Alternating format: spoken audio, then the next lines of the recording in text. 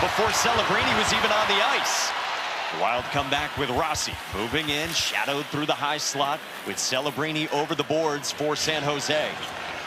And you're going to watch for them to take their time out here.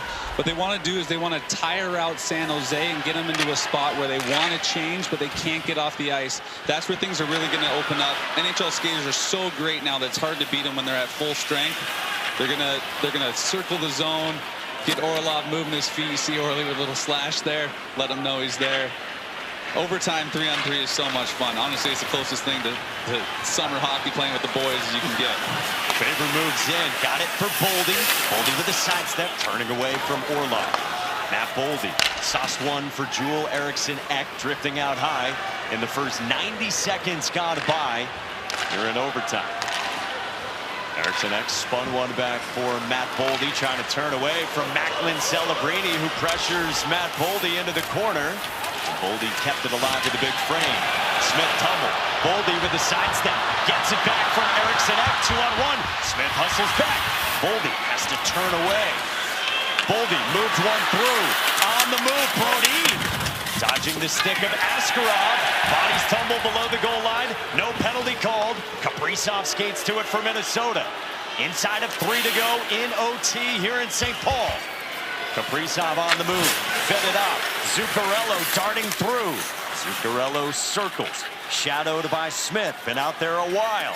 Zuccarello in the direction of Brodin. Grabs it behind the net. Pressured by Dickinson. Dropped it off in the direction of Kaprizov, or Zuccarello rather, and pried away by Dickinson.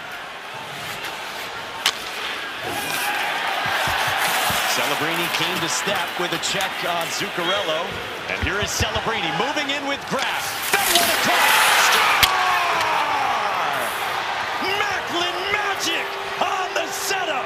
And the Sharks win in overtime.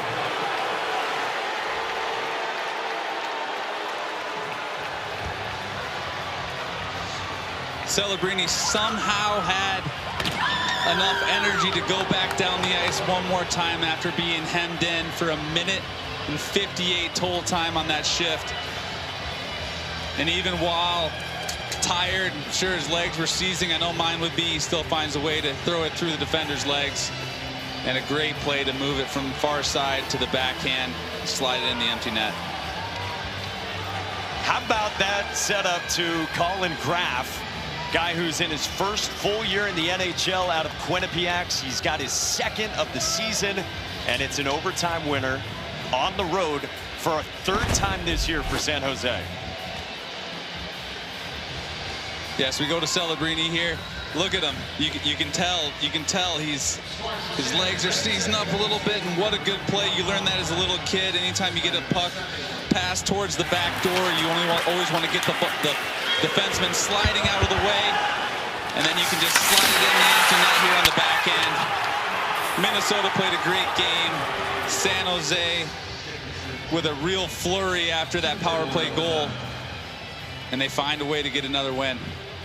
Through the wickets from Macklin Celebrini, finding Colin Graf, and San Jose's got 4 overtime winners this year from 4 different players. And you said it, there just seems to be something where they're hanging around in games. Minnesota had controlled things for so much of this game, and yet the Sharks, about as exciting a young team as you can find a way to win it in overtime.